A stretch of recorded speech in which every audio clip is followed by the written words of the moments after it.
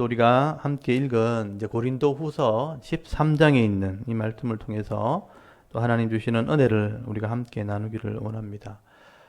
이 고린도후서 13장은 이제 고린도후서의 마지막 장이죠. 마지막 내용이기도 하고 바울의 마지막 권면이 기록되어 있습니다. 특별히 이 바울이 오늘 1절에 있는 것처럼 고린도 교회의 세 번째 이 방문을 앞두고 마지막으로 책망하는 내용, 그 순종하지 않는 자들을 향해서 책망하는 내용과 또 책망이라기보다는 경고에 가까운 이 경고의 말씀이죠. 경고의 말씀과 또 바울의 성도를 위한 마지막 기도와 축복의 말씀이 기록되어 있는 것을 보게 됩니다. 바울은 지금 에베소에서 이 편지를 쓰고 있습니다. 에베소에서 3년을 사역하면서 고린도 교회에 이렇게 문제를 알게 되었고, 이 고린도 교회에 이런 문제를 해결하기 위해서 여러 번의 편지를 쓰게 되는데요. 여러분, 이 에베소의 바울의 3년의 사역을 여러분 이게 3차 전도 여행이고요. 여기서 4개의 편지를 쓰게 됩니다.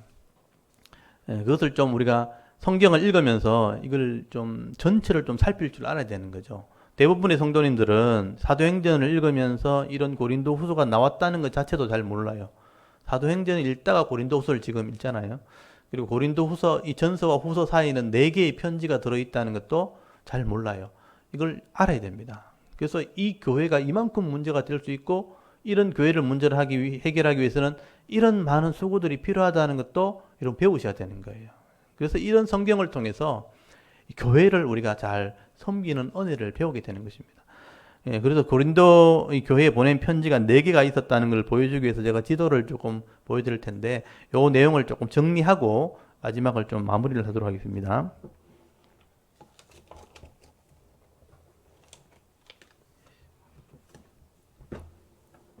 여기 3차 전도여행을 하게 되는데요. 안디옥에서 1차, 2차, 1차는 아시아, 2차는 성령의 인도를 따라서 유럽을 전도하게 됩니다. 그래서 이제 마게도냐, 그리고 그리스, 아테네, 고린도 이 지역을 전도하고 돌아오게 되고, 이제 3차 전도여행은 에베소에 바로 하게 되죠. 그러니까 1차 전도여행 했던 지역을 돌아보면서 에베소에 딱 가서 여기 에베소가 그 당시에 유럽으로 들어가는 항구 도시고 굉장히 중요한 도시다가 우상의 도시였어요. 그래서 지금도 에베소에 가면 그 당시에 이 유적들이 굉장히 많이 남아 있습니다. 제일 많이 남아 있는 곳 중에 바로 에베소입니다. 여기 에베소에서 바울은 3년을 머물면서 두란노라는 서원 이 강당을 빌려가지고 매일마다 3년을 말씀을 가르치는 사역을 하게 돼요. 왜 그렇게 했는지를 아셔야 돼요. 3년 동안이나 가르쳐도 부족하다는 거예요. 가르치지 않으면 변질되는 거예요. 그래서 여기서 3년을 가르치는데 1년 6개월 전도했던 고린도에 문제가 생겼다는 걸 알고 여기서 이제 편지를 쓰기 시작하는 거죠. 그래서 고린도 전서를 쓰기 전에 고린도 전전서라는 게 있었어요. 그래서 처음에 고린도 전전서, 여기 첫 번째 편지. 요거 편지는 지금 남아있지 않아요. 근데 고린도 전전서는 이제 사라지게 되고, 두 번째, 바울이 해결되지 않아가지고 쓴 게 고린도 전서예요. 이 안에 10가지 이상의 문제가 기록되어 있죠. 우리가 살펴봤죠. 거기 두 번째 쓴 편지가 고린도 전서예요. 근데 그 전서를 쓰고도 문제가 해결되지 않았죠. 그래서 바울이 이때 두 번째 이제 방문을 하게 됩니다. 직접 찾아가죠. 그래서 그게 고린도 후서에 이제 내가 두 번째 방문할 때 하는 표현이 나오죠. 오늘 13장 2절에 보시면 내가 두 번째 대면했을 때라는 말이 나와요. 두 번째 대면을 하러 갔을 때도 바울이 환영을 받지 못합니다. 그래서 그냥 해결하지 못하고 박대를 받다시피 해서 쫓겨나게 됩니다. 그래서 바울이 세 번째 갈라 하다가 진짜 화가 난 상태에서 세 번째 박으면 진짜 큰 싸움이 벌어지기 때문에 엄한 편지를 쓰기로 결정하죠. 그것 때문에 고린도 후서를 쓴 거잖아요. 그래서 세 번째 쓴 게 엄한 편지가 있어요. 세 번째 편지를 쓴 게 아주 엄한 편지, 저주에 가까운 편지를 쓰는데 이게 성경에 남아있지 않아요. 아주 엄한 편지를 세 번째 쓰게 된 거예요. 근데 이걸 디도가 들고 갔고, 그 디도가 들고 갔을 때 바울이 염려했었는데 다행히 이 편지를 읽고 회개했다는 내용이 고린도 후서에 나와 있잖아요. 그래서 다행히 이 편지 때문에 염려하고 근심했지만 그들이 진정으로 회개하게 되었다. 그래서 감사하게 된 거죠. 그래서 이 문제가 잘 해결되었다면 우리가 이제 연보를 하자 해서 이제 연보하는 편지와 함께 마지막으로 고린도 후서를 네 번째 쓰게 되는 것입니다. 여기 이제 고린도후서 네 번째 쓴 편지가 고린도후서가 되는 것이죠. 여러분 이런 관계 속에서 여러 번의 편지가 오가고 그 안에 바울의 염려 또 교회를 해결하기 위한 신앙의 문제 그리고 그 안에 하나님의 뜻이 담겨 있는 거예요. 그걸 다 읽어낼 줄 알아야 돼요. 그래야 하나님의 뜻이 무엇인지를 알게 되는 겁니다. 그래서 성경은 쉬운 책인 것 같은데 그 뜻을 살피려면 이런 여러 가지 상황과 구조를 알고 있어야 되는 거예요. 이게 배움에서 나오는 것들이거든요. 근데 성도를 이걸 배우지 않으면 혼자 읽으면요. 여러분 10년, 20년 읽어도 몰라요. 이 상황을 알고 읽어야 돼요. 이런 상황을 알고 읽을 때 이 편지 속에 담겨져 있는 의미를 우리가 알게 되어지는 것입니다. 그래서 바울이 이 엄한 편지 때문에 회개했다는 것 때문에 이 고린도후서를 쓰면서 그러면 우리가 이런 하나님이 주신 직분, 교회의 직분, 성도의 직분을 잘 감당하자 하면서 직분에 대한 얘기를 계속하게 되죠. 그래서 고린도후서 3장부터 바울이 이런 표현들을 쓰잖아요. 기억해 보십시오, 여러분. 너희는 그리스도의 향기라. 기억나시죠? 이렇게 비유로 설명을 하죠. 냄새를 나는 것처럼 악한 냄새를 풍기는 사람도 있지만 좋은 향기를, 선한 향기를 영향력을 미치는 사람이 있다. 이 그리스도인들은 선한 영향을 미치는 이런 향기 같은 존재가 되는다. 또 새 언약의 일꾼이라. 신약, 새 언약이 신약이죠. 구약의 율법을 새롭게 실천하는 새 언약의 일꾼들이다. 그리고 말씀으로 하기 때문에 이게 의의 직분이다. 또 성령으로 하기 때문에 영의 직분이다. 이런 표현을 쓰게 된 거예요. 그리고 우리가 질그릇에 보배를 담은 존재다. 이것도 바울이 했는 말이에요. 우리 몸은 질그릇 같고 부족한데 보배, 예수 그리스도의 복음이 담겨 있는 그게 직분자들이다. 일꾼이다. 이게 화목하게 하는 직분이다. 또 바울은 이런 여러 가지 표현들을 통해서 우리가 해야 될 직분이 귀한 것이다 하는 것을 강조하기 위해서 이 바울이 표현한 형식들이에요. 다른 복음서에 나오지 않는 또 다른 서신에 나오지 않는 표현들을 하게 되는 거죠. 그래서 우리 성도가 세상 속에서는 이런 직분을 감당해야 된다 하면서 이제는 예루살렘 교회를 돕는 연보를 하자. 그래서 거기 8장 9장에 가면 연보에 대한 원리를 설명하잖아요. 이 교회가 문제가 해결되었으니까 우리가 연보했던 것을 거두어서 어려움 당하는 예루살렘 교회를 좀 돕자. 이걸 섬김의 직분이라 또는 봉사의 직분이라. 그래서 이 봉사의 직분을 감당하자 하면서 감사하면서 사실 9장이 끝나거든요. 그리고 10장부터 13장까지 이 엄한 편지를 받아보고도 회개하지 않았던 이 문제가 거짓 사도들에게 있었다는 걸 알게 된 거예요. 이 잘못된 지도자들이죠. 거짓 영을 전하고 거짓 예수를 전하고 다른 복음을 전했던 이 거짓 사도들이 바울을 비난하면서 성도를 혼란스럽게 만들었다. 근데 그 남아있는 사람들을 향해서 바울이 책망하려고 쓴 게 10장에서부터 13장까지 마지막 부분이 해당되는 것입니다. 바울은 여기서 이 거짓 사도들보다 내가 조금 더 부족하지 않다 하면서 지난주에 들으셨죠. 육신적인 걸 막 자랑하잖아요. 내가 히브리인이고 내가 율법에 능한 자였고 또 가말리엘 학문에서 공부한 사람이라 육신의 것을 자랑하기도 하고 또 영적인 지식을 자랑하죠. 영적인 것을 막 자랑하고 또 예수님 때문에 복음을 전하다가 받은 고난들 내가 매를 맞기도 하고 또 한번 돌에 맞아 죽을 뻔하기도 하고 고난 받은 것을 자랑하잖아요. 너희들이 억지로 시킨 거라 하면서 내가 진짜 사도라는 것을 증명하기 위해서 내가 이런 고난도 받았다. 이런 셋째 하늘까지 올라가서 영적인 체험도 했다 하면서 내가 진짜 사도라는 것을 바울이 증명을 하게 되는 것이죠. 그리고 바울은 이렇게 편지를 보내면서 내가 이제 직접 가서 이 문제를 해결하는 게 낫겠다. 편지를 마지막으로 이제 보내면서 이렇게 문제가 해결되지 않는 것을 알게 돼서 바울은 마지막으로 내가 이제 직접 가서 세 번째 방문해서 끝까지 회개하지 않은 자들, 이런 거짓 사도들 정체를 내가 드러내서 내가 확인시켜 줄 거다. 그러면서 이제 마지막 13장의 말을 기록하게 된 겁니다. 이런 상황들을 여러분 잘 정리하시고 마지막 이 13장을 한번 보시기 바랍니다. 그래서 바울은 이런 여러 가지 과정을 거쳐서 아직까지 남아있는 거짓 사도들, 끝까지 책망하지 않은 자들, 끝까지 내가 갔을 때도 확인했을 때도 불구하고 회개하지 않는 자는 결국은 심판을 받을 수 있다 하는 얘기를 하게 된 겁니다. 여러분 13장 1절 한번 보십시오. 내가 이제 세 번째 너희에게 가리니 두세 증인의 입으로 말미암아 확정하리라. 내가 이미 말씀하였거니와 지금 떠나 있으나 두 번째 대면했을 때와 같이 아까 두 번째 갔다 그랬잖아요. 그때 갔을 때 죄를 지은 자들과 그 남은 모든 사람에게 회개하지 않는 자들이죠. 미리 말하노니 내가 다시 가면 용서하지 아니하리라. 그래서 두 번째 갔을 때도 박대했었는데 나를 이렇게 비난했었는데 편지를 받아보고도 회개하지 않은 자들이 있다는 거예요. 이런 사람들을 내가 세 번째 가면 정인들을 세워가지고 두세 정인을 세워서 내가 이렇게 확정하게 될 것이다. 그래서 이제 잘못 지도하고 잘못 가르쳐서 교회를 혼란스럽게 했던 이런 잘못들을 내가 확인하리라. 이 확정한다는 말이 뭐냐면 조사한다, 또 확인한다라는 뜻이에요. 바울이 두 번째 갔을 때 바울을 환대하지도 않고 또 거짓사들과 함께 바울을 박대했던, 또 세 번째 편지를 받아보고도 회개하지 않은, 또 여러 말로 바울을 비난했던 이런 사람들을 내가 용서하지 않고 반드시 드러낼 것이다. 이런 바울이 인간적인 어떤 화가 나서 또 인간적인 내가 사도니까 권위적으로 이렇게 하려고 하는 게 아니에요. 분명히 교회에 잘못된 게 드러나 있고 이게 다른 영에 대한 문제예요. 거짓 사도에 대한 문제예요. 그래서 바울이 잘못된 것을 이게 확실하다면 내가 바로 잡아서 교회를 바로 세우고 성도에게 복을 받게 할 것이다. 교회가 잘못된 지도자로 세워지고요. 잘못된 이게 말씀을 해석을 하게 되어지면 교회가 나중에 무너지게 됩니다. 그리고 성도들은 복을 받지를 못해요. 그래서 이 바울은 사도 입장에서 내가 잘못된 것은 분명히 알았기 때문에 이것을 내가 조사할 거다. 확인해서 반드시 고쳐 바로 잡을 것이다.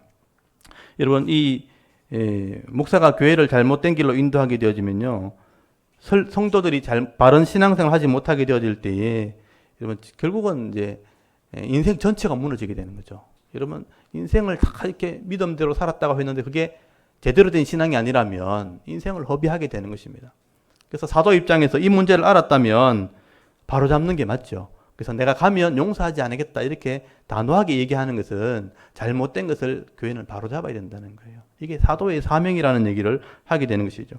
만약에 여러분 이 목사가 성도가 죄를 짓는 것도 알면서 그걸 묵인한다면 이건 직무유기가 되는 거예요. 만약에 여러분 의사가 환자가 중병이 걸려서 왔는데 이 병을 분명히 확인하고도 치료를 하지 않는다, 조치를 하지 않는다, 이거는 이제 의사의 직무유기죠. 사람 죽이는 겁니다. 교회도 마찬가지죠. 교회가 잘못된 것을 알면서도 죄를 알면서도 모른 척 한다면 그냥 월급만 받는 거잖아요. 그거는 목사의 자격이 없는 것이죠. 그처럼 이 사도 바울이 내가 잘못된 것을 분명히 알았기 때문에 이 거짓 사도에 대한 문제, 또 거짓 영에 대한 문제는 내가 반드시 바로잡아야 될 것이다. 그래서 사도의 사명을 내가 감당하게 될 것이다. 그래서 바울은 이거 내가 하는 일은 내 능력이 아니고 하나님의 능력이다 하는 얘기를 하게 되는 겁니다. 하나님이 그 일을 하시게 될 것이다. 여러분 3절 잘 보시면요. 3절이 바울이 조금 비유스럽게 설명을 했는데 3절을 한번 잘 보시기 바랍니다. 이는 내가 용서하지 않는 것에 대한 설명이에요. 이는 왜냐하면 그리스도께서 내 안에서 말씀하시는 증거를 내가 구함이니. 사도 바울의 감정이 아니고 내 안에 말씀으로 하고 있다는 증거를 한번 내놔봐라 이랬다는 거예요. 증거를 구함이니 그는 너희에게 대하여 약하지 않고 도리어 너희 안에 강하시니라.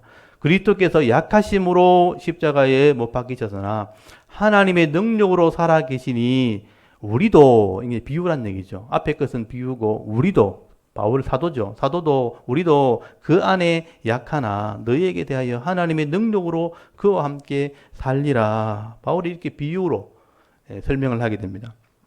우리는 약하지만 그리스도는 강하시다 그렇게 얘기하죠. 그리스도가 약하여 십자가에 못 박힌 것 같지만 하나님이 능력으로 그걸 다시 살렸다는 거예요. 부활했다는 것이죠. 그것처럼 우리도 약하지만 하나님의 능력으로 우리를 다시 살게 하실 것이다. 4절 끝에 보시면 하나님의 능력으로 그와 함께 살리라. 여기서 제일 강조된 게 뭐냐면 하나님의 능력이에요. 예수님도 연약한 인간의 몸으로 와서 약한 모습으로 십자가에 죽으신 것 같았지만 하나님의 능력으로 부활하시고 또 영광을 얻으셨던 것처럼 우리도 이런 죄를 지적하고 너희 죄를 이렇게 바로잡는 것은 우리의 연약한 몸으로 지금 가는 것이지만 하나님의 능력이 그 일을 하게 할 거다. 하나님의 능력으로 우리를 살린다는 것은 하나님의 능력이 이 일을 하게 하는 것이다. 그래서 바울은 이 교회의 문제를 하나님의 능력으로 해결하게 될 것을 말씀을 하게 되는 것이죠. 내가 가는 게 아니고 하나님의 은혜로 가는 거다. 하나님의 능력이 이 문제를 해결할 거다. 하나님이 일하실 것이다라고 말씀을 하게 되는 것입니다. 그렇기 때문에 너희 믿음 안에 있는지, 너희가 그리스도 안에 있는지 이제 점검해봐라, 확인해봐라. 여러분 5절부터 주시는 말씀이 이제 저와 여러분에게 주시는 말씀이에요. 내가 하나님의 능력으로 가기 때문에, 하나님이 이 문제를 해결하기 때문에 너희는 스스로 자신을 확인해봐야 될 거다. 내가 스스로 시험해보고 내가 스스로 확정해봐라. 내 믿음이 진짜인지 한번 확인해봐라. 여러분 5절 한번 보십시오. 너희는 믿음 안에 있는가? 너희 자신을 시험하고 너희 자신을 확정하라. 여러분 이 말씀이 오늘 저와 여러분에게 주시는 말씀입니다. 너희 자신을 확정하라. 예수 그리스도께서 너희 안에 계신 줄을 너희가 스스로 알지 못하느냐? 그렇지 않으면 너희는 버림받은 자니라. 여러분 믿음은 스스로는 확인할 수 있다는 거예요. 자기 자신이 자기 믿음을 확인할 수 있습니다. 다른 사람이 다른 사람 믿음을 정확하게 알 수는 없지만 자기 자신은 확인할 수 있습니다. 그래서 너희 자신을 시험하고, 여기 시험한다는 것은 내 자신을 테스트해봐라. 진짜 말씀을 알고 있는지, 진짜 믿음을 가지고 있는지 테스트하고, 그 다음에 내 자신의 믿음을 확증하라. 이 확증하라는 단어가 앞에 똑같은 단어인데요. 앞에 나왔던 확증한다는 단어가 똑같은 단어, 조사한다는 뜻이에요. 조사해서 입증한다. 우리가 이렇게 무슨 실험지에 테스트하는 뭐 용지가 있으면 테스트해서 검증하면 확실히 결과가 나오잖아요. 그것처럼 내 자신 안에 믿음이 있는지 테스트해봐라. 검증해봐라. 그리고 확인받아라. 만약에 이게 안 된다면, 이게 없다면 버림받은 자다. 하나님 백성 아니다. 다른 말로 하면 이렇게 끝까지 가버리면 심판받을 수 있다 하고 말씀을 하게 되는 것입니다. 여러분 이런 믿음도 해보지 않고 나는 그냥 예수 믿는 집에 태어났으니까, 나는 그냥 교회 오래 다녔으니까 내 열심으로만 신앙생활을 한다면 여러분 그게 자기 열심이 되는 거예요. 그게 쉽게 말하면 일반적인 종교생활밖에 안 되는 거예요. 그냥 내가 힘들면 절에 한번 찾아가듯이, 내가 어려우면 무당 찾아가서 위로의 말을 한번 듣는 것처럼, 그냥 내가 힘드니까 나는 이제 교회 가서 위로받겠다. 자기 열심밖에 안 되는 거예요.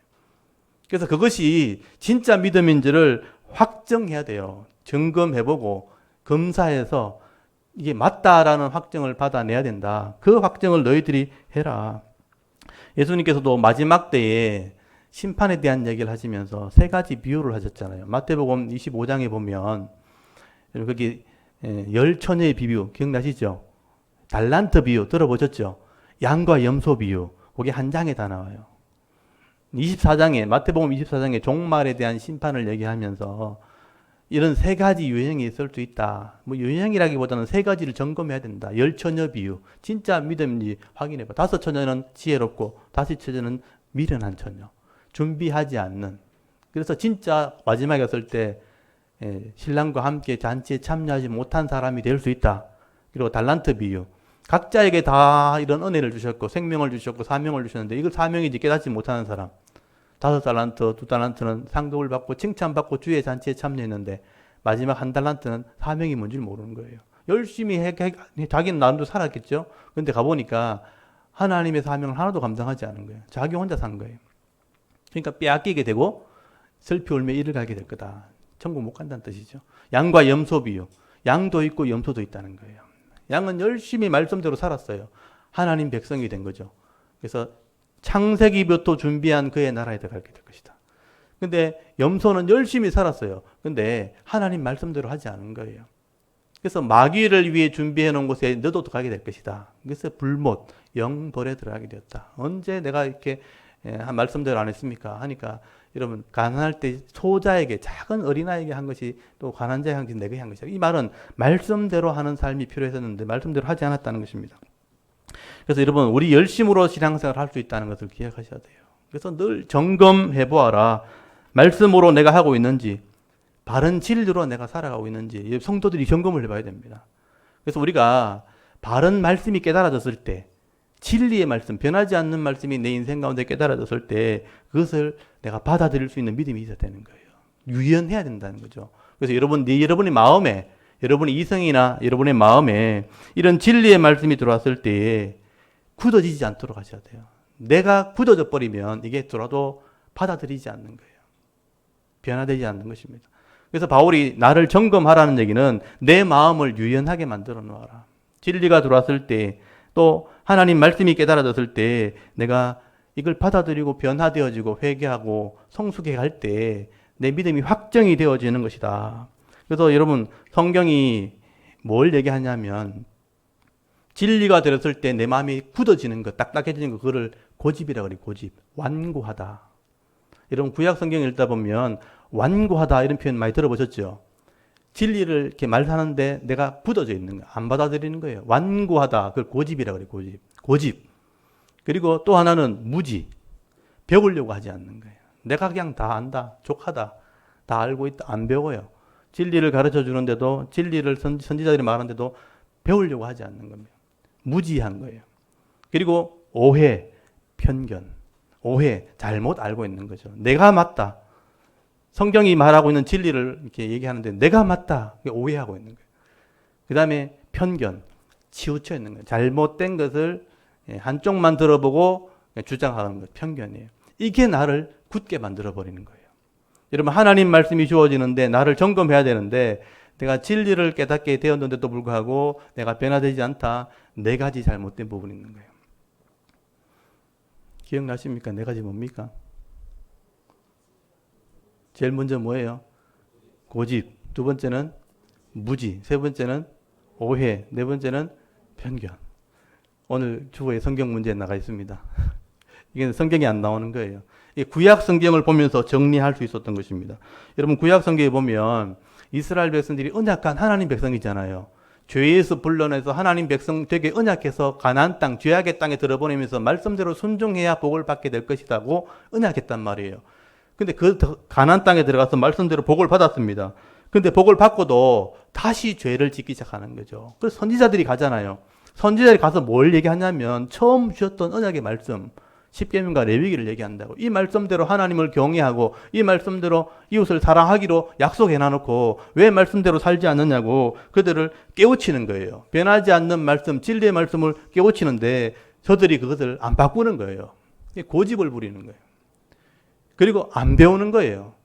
다른 지식이 가득 차 있는데 하나님 말씀을 안 배우는 거예요. 그리고 오해를 하는 거죠. 우리가 맞다는 거예요. 그리고 편견이죠. 다른 것을 치우쳐 들어놓고 그것이 맞다고 주장을 하게 돼요. 그래서 결국은 하나님 말씀을 받아들이지 않고 선지자를 대적하다가 결국 나라가 망했잖아요. 멸망의 이유를 써놓은 것은 이유가 뭐냐면 이걸 보고 배우라는 것입니다. 영적인 거울이라. 그래서 여러분, 구약의 이 이스라엘 백성들의 모습은 우리의 모습과 같은 거예요. 사실은요. 우리 인생 가운데 이걸 보면서 배우라. 그래서 우리 마음을 비추어주는 거울이라고 말하는 거예요. 그래서 이 구약에서요, 변하지 못해서 망한, 부끄러움을 당한 사람들의 이름들을 우리가 기억해야 되는 거죠. 여러분, 나답과 아비후 제사장들이지만요, 죄를 지적했을 때 받아들이지 않았어요. 결국은 불의 심판을 받게 되죠. 홈리와 비나스 제사장 아들들이에요. 죄를 짓고도 지적할 때 돌이키지 않았어요. 전쟁터에서 비참하게 죽게 됩니다. 예. 나중에 엘리 제사장도 마찬가지고 사울 왕도 마찬가지예요. 사울 왕이 하나님의 이 은혜로 권력을 가졌지만 마지막에 이 사무엘이 끝없게 말씀을 가르쳐서도 깨닫지 않았어요. 회개하지 않았어요. 그래서 그 완고한 죄는 우상에게 제사하는 죄와 우상에게 엎드린 죄와 같다고 책망을 들었거든요. 사울이 회개하지 않았어요. 결국 부끄러운 죽음을 당했죠. 나중에 이스라엘 왕들 중에서도 아사 왕 같은 경우는 젊을 때 정말 잘했거든요. 나중에 늙어서 고집을 부렸어요. 선지자들이 말할 때 듣지 않았어요. 입을 다물라 그러면서 듣지 않았어요. 나중에 다리에 병들어 죽었어요. 이번 우시야 왕 같은 경우는 솔로몬처럼 대단한 왕이었지만 나중에는 제사장의 일을 자기가 탐을 내고 교만함을 통해서 제사장이 해야 될 일을 자기가 하겠다고 우기다가 문둥병 걸려 죽었잖아요. 이렇게 권력을 가진 사람도 은혜를 누린 사람도 마지막에 이렇게 자기 고집을 꺾지 못하고 하나님 말씀에 무지하게 되어질 때에 부끄러움을 당하는 그런 일들을 성경에 기록해 놓은 것입니다. 여러분, 아무리 똑똑하고 아무리 열심히 있어도 말씀대로 하지 않으면, 점검하지 않으면 나중에 후회할 수 있다는 거죠. 시간이 지나면 돌이킬 수 없어요. 그래서 이런 부분을 우리가 점검을 해야 된다. 우리 성도들이요, 예수를 믿었다고 다 되는 게 아니고요. 직분을 받았다고 다 되는 것도 아니고 우리가 믿음으로 항상 점검하면서 늘 자신을 고쳐나가는 인생, 유연해야 된다. 마음의 넓이를 늘 준비하고 있어야 된다. 저도 이제 나이가 들면서 특히 목사들이 제일 이게 고집스럽거든요. 자기가 평생 해온 거 잘못됐으면 이렇게 바꿔야 되는데 무너지기 싫은 거예요. 스스로 무너지기 싫으니까 이때까지 해왔던 것을 잘못됐다는 걸 인정하기 싫으니까 안 바꿔요. 결국은 고집 부르다가 마지막에 나이가 들어서 쫓겨나고 부끄러움을 당합니다. 성도들에게 배신을 당하는 거예요. 왜냐하면 이때까지 잘못됐기 때문에. 바르게 했으면 존경을 받아야죠. 그래서 여러분 고집을 꺾지 않는 게 쉽지 않거든요. 유연한 마음이 중요하다. 저도 이렇게 나이가 들어갈수록 이런 부분을 내가 늘 유연해야 된다. 성경을 제가 가르치고 있지만 잘못된 부분이 있으면 저는 바로 인정을 해야 돼요. 그래서 고쳐야 돼요. 그래야 바로 할 수 있기 때문에. 그래서 바울이 지금 내가 너희를 시험해라, 너를 확정해라 이 말이 오늘 우리에게 굉장히 중요한 말이라는 거. 내가 진리를 깨달았을 때 내가 변화시켜 나가야 된다. 회개하고 바로 잡아야 된다. 바로 잡지 않으면 절대로 성숙하지 않는다. 그리고 성장하지도 않는다. 변화되지 않는다는 것입니다.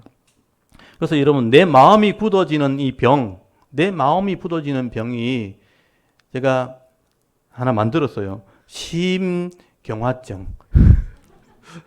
간경화 있잖아요. 간경화가 뭐냐면 간이 굳어지는 병이에요. 심경화증. 마음이 굳어져 버리면 변하려고 하지 않는다는 것입니다. 마음이 굳어지는 병에 걸리지 않기를 바랍니다. 저도 그걸 끊임없이 노력하는 거예요. 지금도 저도 말씀을 연구하지만 이렇게 말씀을 같이 나누다 보면 제가 몰랐던 부분을 가르쳐 줄 때 제가 인정을 해야 되는 거죠. 그거 제가 몰랐습니다. 목사인데 몰랐다 말하기 부끄럽잖아요. 근데 해야 돼요. 그거 몰랐습니다. 이제부터 제가 이 말씀을 제대로 하겠습니다. 받아들일 수 있는 마음, 이게 부드러움, 유연한 마음이에요. 여러분 이렇게 어릴 때는 그게 돼요. 어릴 때는 다 배워야 되기 때문에. 근데 어느 정도 나이가 들면 이게 굳어지기 시작하는 거예요. 심경화증에 걸리지 않기를 바랍니다. 성도들은 늘 이렇게 내가 잘못되면 내가 수정한다, 고치겠다는 마음의 준비를 할 수 있기를 바랍니다. 그래서 이 교회는요, 늘 변화되어지고 고쳐나가야 되는 겁니다. 이걸 조금 유식한 말로 하면, 좀 신학적인 용어로 하면 개혁해 나간다. 그래서 이 기독교를 개혁주의를 추방한다. 따라간다는 거예요. 개혁주의 신앙 들어보셨죠? 개혁이란 말이 개자가 바꿀, 뜯어 고친다. 혁, 가죽 같은 걸 뜯어 고치듯이 바꿔 나간다는 뜻이에요. 개혁하는 주의를 따라간다. 개혁주의. 리폼, 영어로 하면 리폼이죠. 리포미즘, 그러니까 개혁주의, 칼빈이 주장했다 그래가지고 개혁주의를 칼빈이즘 이렇게 보통 이야기를 하게 됩니다. 그래서 여러분 이 땅에 교회는 완전하지 않습니다. 성도도 마찬가지예요. 우리가 전능자가 아닙니다. 그러니까 늘 변질될 수 있고 나태할 수 있고요. 늘 내가 실족하고 넘어질 수 있다는 것을 여러분 인정하셔야 돼요. 그래서 나를 돌아보고 확인해보고 점검해보고 고쳐나갈 때에 오늘도 또 성숙해지고 또 하나님 보시기에 온전한 모습으로 성장해 나가는 것입니다. 그래서 사도 바울이요, 나중에 이 문제가 정리가 되어져 가지고 나중에 감옥에 갇히게 돼요. 그래서 이제 가이사라 2년, 로마 감옥에 2년 갇혀 있는데 감옥에 갇혀 있으면서 이 문제를 정리하게 됩니다. 교회의 문제를 이렇게 해결하다가 늘 우리가 변화되어야 된다, 성장되어야 된다 하고 이것을 정리하면서 쓸 때에 나중에 어디까지 우리가 변화되는가? 그리스도의 장성한 분량까지 들어보셨죠? 그게 골로새서 옥중서신에 나와요. 어디까지 우리가 변화되어야 되는가? 그리스도의 장성한 분량까지 변화되어야 된다. 가능하다. 그리고 하나님을 본받는 자가 된다. 하나님처럼 하나님 똑같이 될 수는 없지만 하나님을 본받으면서 가야 된다라고 표현을 하기 시작해요. 나중에 빌립보서 옥중서신이에요. 감옥에서 이걸 정리하게 되는데 우리가 늘 그냥 머물러 있으면 안 되고 어떤 목표를 향해서 계속 달려가는 존재라는 거예요. 달려가는 존재. 그 표현을 제일 잘 해놓은 게 어디냐면 빌립보서에 있는 말씀이에요. 제가 이 부분 한번 찾아볼게요. 우리가 늘 변화되어 달려가야 된다. 여러분 빌립보서 3장을 한번 펴보세요. 앞쪽으로 가셔서 뒤쪽이네요. 뒤쪽으로 가셔서 빌립보서 3장 거기 12절 한번 펴보십시오. 3장 12절에서 14절까지 이게 이제 옥중서신에 가서야 이게 정리가 됩니다. 표현으로 보면 3장 12절 321페이지 빌립보서 3장 12절부터 14절까지를 한번 읽어볼게요. 12절부터 읽습니다. 시작. 내가 이미 얻었다 함도 아니요 온전히 이루었다 함도 아니라 오직 내가 그리스도 예수께 잡힌 바 된 것을 잡으려고 달려가노라. 형제들아, 나는 아직 내가 잡은 줄로 여기지 아니하고 오직 한 일, 즉 뒤에 있는 것은 잊어버리고 앞에 있는 것을 잡으려고 표대를 향하여 예수 그리스도 예수 안에서 하나님이 위에서 부르시는 부르심의 상을 위하여 달려가노라. 아멘. 여기 보시면 내가 잡은 것도 아니고 온전히 이룬 것도 아니라고 돼 있죠. 여러분, 예수 믿은 것은 구원받은 것이고요. 우리가 이 땅에서 복을 받고 하나님 나라 백성으로 성숙함을 누리기 위해서는 계속 달려가야 된다는 거예요. 그래서 그 표현할 때 표대를 향하여, 이 표대는 나중에 앞으로 11절이나 나중에 읽어보시면 알겠지만 부활이 부활. 우리의 마지막은 부활이에요, 부활. 육신의 죽음을 지나서 영화로운 마음으로 변화되어져서 하나님 나라에 들어가는 게 부활의 몸이거든요. 부활의 몸을 향해서 달려가는 거예요. 그걸 성화 또는 영화라 그러는 영화. 성화는 이 땅에서 변화되어지는 거고 영화는 온전한 몸으로 변화되어지는 거예요. 내가 영화를 위해서 달려간다. 그게 우리 신앙이 되는 거죠. 그래서 신앙은요, 끊임없이 변해가야 되는 거예요. 잘못된 것이 수정해 나가고, 왜냐하면 우리는 온전하지 않기 때문에. 육신의 안에 있는 사람들은 늘 부족함이 있기 때문에. 그래서 우리가 외모를 늘 꾸미듯이 나이가 들면 이렇게 뭐 생기면 또 감추기 위해서 또 칠하고 막 이러잖아요. 우리 마음의 것도 계속 바꿔 나가야 되는 거예요. 그래서 마음의 리모델링. 이 마음의 리모델링은 돈도 안 들어요. 말씀만 제대로 읽으면 돼요. 마음에 늘 리모델링해서 변화시켜 나가는 그 삶을 살아야 된다. 그것이 오늘 말씀에 있는 것처럼 시험하고 확정해보라. 이 말씀이에요. 이 말씀을 여러분이 잘 받을 수 있기를 바랍니다. 오늘 바울이 말하는 여기 다시 고린도후서 13장으로 넘어가면 13장 거기 13장 5절에 보면 너희는 믿음 안에 있는가 너희 자신을 시험하고 첫 번째 너희 자신을 확정하라. 점검해서 결과를 확인해봐라. 조사해서 인정받아라. 확인하는 삶을 살아야 된다. 만약에 그렇지 않다면 너희 믿음이 없다면 너희는 버림받은 자니라. 이렇게 바울이 말을 하는 것이죠. 그래서 목사도 그렇고 여러분 성도도 마찬가지고 늘 점검해야 됩니다. 자신을 믿음 안에 기준이 뭐냐? 말씀이 말씀. 말씀을 잘 알수록 우리의 부족함이 더 잘 드러나요. 그래서 말씀을 더 명확하게 배우는 이유는 더 성숙하기 위해서 배우는 거예요. 그래서 말씀을 잘 배우시기 바랍니다. 제가 깨달은 만큼 제가 최대한 잘 전하려고 애를 쓰는 것은 제가 그건 알았기 때문에 이걸 알았기 때문에 전하는 거예요. 그래서 저는 지금 우리 66권의 말씀을 계속 풀어서 설명하면서 지금 목요일 날은 이사야서를 하고 있고요. 수요일 날은 사무엘 하서를 하고 있고 새벽에는 지금 이제 옥중서신을 이제 넘어갔어요. 옥중서신을 하고 있고 시간마다 제가 이렇게 말씀을 펼쳐 읽는 이유는 이 말씀을 알았기 때문이에요. 말씀을 통해서 자신을 점검해 보니까 이건 성도님 좀 알았으면 좋겠다. 그래서 또 전하게 되고 또 나누게 되고 한 번에 다 하고 싶으면 사경에 오시면 되고요. 여름에 하는 겨울에 하는 사경회 때 한 번을 다 보시고 또 자세히 보시면 더 명확하게 알 수 있습니다. 저는 그런 생각이 들어요. 한 번 제대로 알면 우리 인생이 성숙할 수 있는데 이 한 번을 내가 듣기 싫어가지고 시간 없다 바쁘다 하는 핑계로 인생을 다 보내버리면 그게 더 손해가 될 수 있잖아요. 한 번 시간 투자해서 다 배우면 남은 시간이 훨씬 더 풍성해질 건데 그 풍성함을 누리지 못하고 내가 바쁘다는 이유로 다른 게 시간이 없다는 이유로 진짜 성경을 제대로 못 배우면 계속 인생을 허비하게 되니까 전체를 다 허비하게 될 경우에는 나중에 결국 후회하게 된단 말이죠.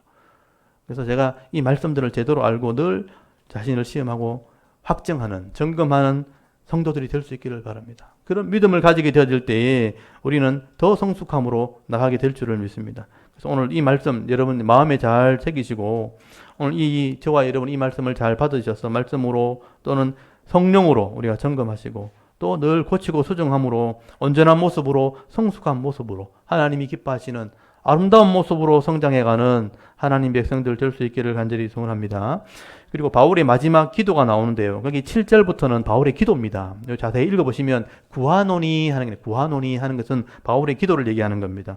여러분 거기 바울이 두 가지를 기도하게 되는데 성도를 위한 기도죠. 7절 한번 보십시오. 우리가 하나님께서 너희로 악을 조금도 행하지 않기를 구하니 그랬잖아요. 구하니. 이 기도거든요. 이는 왜냐하면 우리가 옳은 자임을 나타내고자 함이 아니라 바울이 잘났다 이 말이 아니고 오직 우리는 버림받은 자로 우리는 제껴두라도 너희는 선을 행하는 자가 되게 함이라. 요약하면 악을 행하지 않고 선을 택하는 백성 되도록 기도한다는 거예요. 왜냐하면 수많은 악이 우리를 유혹하기 때문에 여러 가지 거짓, 여러 가지 세상에 이게 비합리적인 것, 이런 것들, 우리가 유익을 위해서 자꾸 악함을 유혹하는 것들이 있어요. 근데 개인의 어떤 생각, 또 개인의 어떤 신앙을 무너뜨리는 것도 있고, 아니면 내가 기업 가운데, 직장 가운데, 기업을 무너뜨리게 하는 그런 죄악들이 있단 말이에요. 그런 악이 우리를 다스리지 않도록 조금도 악을 행하지 않도록 기도하는데 너희가 선을 행하는 자가 되기 위해서 내가 기도한다. 이게 바울의 첫 번째 기도 제목입니다. 그래서 여러분 이 기도 제목을 가지고 늘 성도를 위해서 기도해 주셔야 돼요. 자녀를 위해서. 우리 자녀가 세상에 나갔을 때 조금도 악은 행하지 않도록 선을 선택할 줄 아는 그런 믿음 있는 자가 되도록 여러분 기도할 수 있기를 바랍니다. 그래야 복을 받기 때문이죠. 이 기도를 잘 배우셔서 나도 잘 되고 다른 사람도 잘 되게 하는 그런 선을 택할 줄 아는 그런 복을 받는 자녀, 복을 받는 성도가 되게 하옵소서. 여러분 기도할 수 있기를 바랍니다. 그리고 두 번째 기도가 있다면 9절에 보시면요. 우리가 약할 때 내가 강한 것을 기뻐하고 또 이것을 위하여 구하니 그랬죠. 여기도 기도죠. 구하니 곧 너희가 온전하게 되는 것이라. 여기 온전하게 되기를 기도한다. 이 온전하게 된다는 게 뭐냐면 내적으로 회복된다는 거예요. 성숙되기를 기도한다라는 의미예요. 바울이 이제 이런 여러 가지 사건을 통해서 편지하고 이렇게 문제를 해결하기 위해서 이렇게 애를 쓴 게 뭐냐면 결국은 영적인 것이 회복되기를 원하는 것이죠. 성숙한 성도가 되도록 바울이 애를 썼는데 이런 성숙한 성도가 되기를 바란다. 여러분 그냥 단순히 예수 믿는 성도가 아니고 성숙한 성도, 온전한 성도가 되어지기를 원한다. 이게 먼저 그 나라와 그 의를 위한 기도예요. 이게 되면 복은 자동으로 따라오는 겁니다. 믿음이 성숙하면 은혜와 복은 따라오는 거예요. 하나님 그걸 그렇게 준비해 주신 것이죠. 그래서 여러분 이 기도 제목을 꼭 기억하시고요. 여러분을 위해서도 여러분의 자녀를 위해서 이웃들을 위해서 이렇게 기도할 수 있기를 바랍니다. 만약에 여러분 이 편지를 지금 고린도후서를 쓰게 되는데 이 편지를 이렇게 받아본 성도들이 진짜 이걸 깨닫고 회개했다면 문제가 해결되겠죠. 그러면 다음에 세 번째 만날 거 아니에요. 만날 때 마음이 좀 가볍죠. 기쁨으로 만날 수 있는 거죠. 근데 만났을 때 이게 해결되지 않으면 이 편지를 보고도 고린도후서를 보고도 해결되지 않아서 세 번째 만났을 때 해결되지 않으면 또 화를 내면서 대해야 되잖아요. 그렇게 되지 않기를 원한다. 그럼 10절이 마부지 그 말이죠. 그러므로 내가 떠나 있을 때 이렇게 쓰는 것은 이 고린도후서를 쓰는 것은 대면할 때에 주께서 너희를 넘어뜨리려 하지 않고 세우려 하여 내게 주신 그 고난을 따라 엄하게 하지 않게 하려 함이라. 우리가 다시 만났을 때 화난 상태에서 안 만났으면 좋겠다. 그 말은 이 자신을 점검함을 통해서 성숙함으로 변화되어졌으면 좋겠다. 그러면 다 기뻐하지 않겠는가. 여러분 성도는 이런 말씀에 자기를 비춰보는 자입니다. 그러면 누구를 봐도요 다 성숙함으로 나가게 되는 거예요. 그래서 바울이 이 편지를 쓰면서 성숙함을 위해서 이 바울이 마지막 편지를 쓰게 되는 것입니다. 여러분 이 말씀들을 우리가 스스로 한번 좀 묵상해 볼 수 있기를 바랍니다. 그래서 우리가 이 말씀대로 함께 점검하고 함께 기도해 나갈 때 정말 하나님이 기뻐하는 자로 세워질 수 있는 그런 은혜를 누리는 우리 샤론교회 성도들 될 수 있기를 바랍니다. 그리고 마지막 11절에는 바울의 축복의 말씀이 나옵니다. 권면의 말씀이자 마지막 축복의 말씀인데 여기 그래서 마지막으로 말하노니라는 말이 써 있죠. 마지막으로 말하노니. 여기 형제들아 기뻐하라. 온전하게 되며 위로를 받으며 마음을 같이하며 평안할지어다. 또 사랑과 평강의 하나님이 너희와 함께 계시리라. 거룩하게 입맞춤으로 서로 문안하라. 모든 성도가 너에게 문안하느니라. 여기 보시면 여러 가지 시험과 어려움이 있는 세상 속에서 하나님의 은혜를 놓치지 말라 하는 말들입니다. 그래서 기뻐해라, 온전해라, 위로를 받으라, 마음을 같이하라, 평안을 누려라. 사랑과 평강의 하나님이 너희와 함께 계시리라. 그래서 서로 무난해라. 서로 무난해라는 것은 성도들끼리 서로 모른 척 하지 마라 이 말이에요. 무난한다는 게 인사라는 뜻이에요. 인사. 떨어져 있어도 서로 안부를 묻고 같이 만나면 서로 인사하고 서로 안부를 물어라. 평안하라. 바울이 지금 성도들에게 권면할 말씀이고요. 마지막에 13절이 축복의 말씀이죠. 이 13절의 축복의 말씀이 오늘날 교회 목사들의 축도가 뭐냐면, 그러니까, 복을 빌어주는 기도거든요. 축도가. 이 축복의 말씀이 됐는데 13절 말씀은 주 예수 그리스도의 은혜와 하나님의 사랑과 성령의 교통하심이 너희 무리와 함께 있을지어다. 이 말씀이 목사의 축도가 된 겁니다. 많이 들어보셨죠? 예배 끝날 때 목사들이 마지막에 기도할 때 이 기도를 하는 거예요. 그래서 오늘 제가 축도할 때 잘 들어보시면 여기 주 예수 그리스도의 은혜와 그 다음에 이제 하나님의 사랑과 할 때 조금 덧붙이는 거죠. 조금 덧붙여서 도와주시고 은혜 베푸시는 하나님의 사랑과 이렇게 할 수도 있고, 그 다음에 성령의 교통이 뭐냐면 서로 이제 교제한다는 데 교통. 여러분이 일단 교회를 이렇게 떠나서 가정으로 돌아갈 때 성령이 늘 여러분과 교제하는 삶을 살기를 기도한다는 거예요. 이 세 가지가 분명히 있어야죠. 여러분 성부 하나님, 성자 예수님, 성령 하나님, 삼위일체 하나님이잖아요. 삼위일체 하나님이 여러분 구원하신 거예요. 계획하셨고 속죄하셨고 여러분의 속에서 믿게 하셨죠. 그래서 삼위 하나님이 여러분을 구원하셨기 때문에 이 삼위일체 하나님이 여러분 가운데 늘 함께 하기를 원한다. 그래서 일주일 동안 삶 가운데 복을 받기를 원한다. 이렇게 축복으로 기도하게 되는 것입니다. 그래서 이런 바울이 교회를 향해서 일어난 기도가 오늘날 우리의 축복이 되었다. 바울의 이 사랑이 오늘 이 축도로 나타나게 된 것이죠. 오늘도 이 13장을 잘 좀 정리했으면 좋겠습니다. 이 바울이 이렇게 많은 편지를 쓰고 이렇게 많이 찾아가고 염려했던 것은 교회에 문제가 있기 때문입니다. 우리 이 지상의 교회는 다 이런 문제가 있다는 거예요. 이걸 길게 써놓은 것은 우리가 이런 부분을 이렇게 묵상하면서 우리의 문제를 해결하라는 거예요. 우리가 온전하지 않기 때문에. 그래서 이 말씀들을 잘 묵상하시면서 오늘 우리에게 주시는 말씀, 늘 시험하고 확정하고 점검해보는 사람이 되어라. 그리고 기도해라. 우리의 이 연약함을 위해서 악을 행하지 않고 선을 행할 줄 아는 사람으로 기도하고 온전한 성숙한 사람이 되도록 기도하고 마지막에 서로 이렇게 축복해라. 복을 빌어주는 사람이 되라고 말씀합니다. 이게 우리 교회가 해야 될 일이고 성도들이 해야 될 일이라는 것입니다.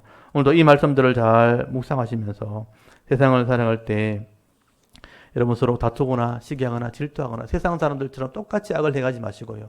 오늘 이 말씀을 따라서 서로 점검하고 기도하고 축복하면서 하나님이 주시는 은혜와 복을 받아 누릴 때에 평강의 하나님이 늘 우리와 함께 하시는 이 복을 받아 누리실 때 일평생 하나님의 은혜를 잃어버리지 않는 믿음 있는 성도의 삶을 살아가는 저와 여러분의 신앙의 모습이 될 수 있기를 주의 이름으로 축원합니다. 아멘. 잠깐 기도드리겠습니다. 하나님 오늘도